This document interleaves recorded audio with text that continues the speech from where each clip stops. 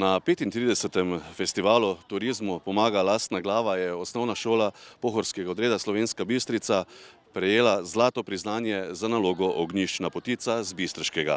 Več o tej zanimivi nalogi nam je povedal Matic Mohorko, učenec 9. B razreda.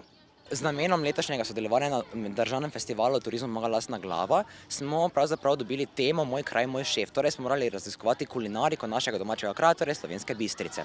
Pravzaprav odločili se, da bomo napisali nalogo povezano z kulturno in kulinarično dediščino našega kraja in pravzaprav s pomočjo naših staršev, skratka babic in dedkov, se pozanimali, katere so pravzaprav tradicionalne jedi na slovenjebistriškem območju. In pravzaprav prišli smo do ognjiščne potice, pravzaprav tradicionalne slovenjebistriške jedi, ki je pravzaprav v določeni diplomski nalogi navedena kot kulinarična posebnost slovenjebistriškega območja. Ker pa njeno ime ni širša znanost, smo se odločili, da bomo predstavili širši javnosti, tako domačinom kot tudi tujim turistom. Zaradi epidemije koronavirusa v novembru, oktobru, novembru, decembru, skratka, smo pravzaprav celotno nalogo napisali nadaljavo preko Zooma, skratka preko videokonferenc, kar je predstavljalo dodaten izziv. Vse pravzaprav peko smo prepustili našim starim staršem, skupaj se nismo morali nič dobivati in pravzaprav celotna naloga, kot sem že omenil, je bila napisana nadaljavo preko računalnika.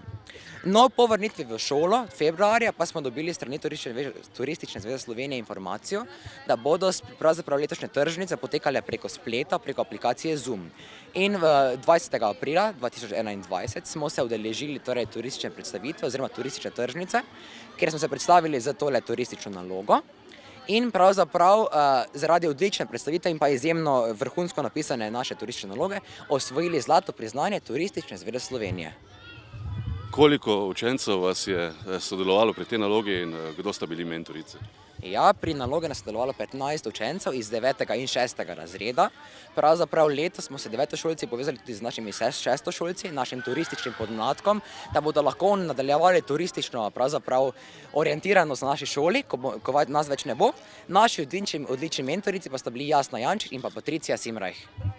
Še morda samo nekaj besed o tej ognjiščni potici, zakaj je tako posebna? Ognjiščna potica je pravzaprav, kot sem že omenil, kulinarična posebnost našega območja. Namreč vsebuje bogato naravno in kulturno dediščino. V njej najdemo lokalno pridelane sestavine iz okolice oziroma iz notranje Slovenske Bistrice, med drugim lokalno pridelana jabolka, med, skuto, kislo smetano in orehe. In pravzaprav to ji daje neki tisti čar, prav tako tudi ognjišče, torej krušna peč, v kateri je potica tradicionalno pečena.